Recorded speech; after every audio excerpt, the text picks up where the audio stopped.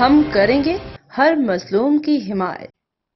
السلام علیکم، میں ہوں حورین فاطمہ اور آپ دیکھ رہے ہیں حمایتی نیوز HD چینل۔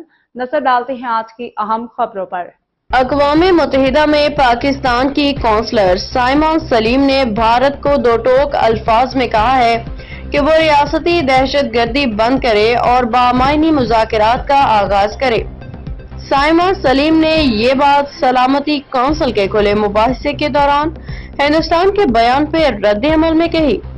سائمہ سلیم نے کہا کہ ہندوستان نے ایک بار پھر گمراہ کن معلومات، انحراف اور انکار کا سہارا لیا ہے۔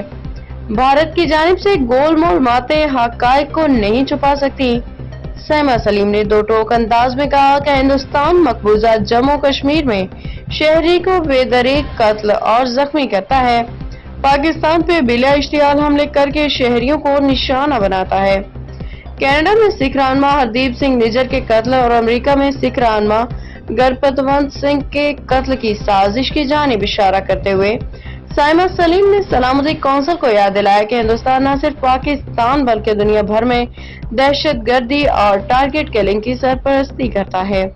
سائمہ سلیم نے کہا کہ پاکستان نے بین الاقوامی برادری کے ساتھ مل کے پہلگام واقعے کی مذمت کی۔ اگر ہندوستان کے پاس چھپانے کے لیے کچھ نہیں تھا تو اسے چاہیے تھا کہ وہ اس واقعے کی غیر جانبدار، معتبر اور آزادانہ تحقیقات پہ رضامند ہوتا۔ باخبر رہیے ہر جگہ ہر وقت، جانیے ملکی و غیر ملکی حالات و واقعات یقین کے ساتھ۔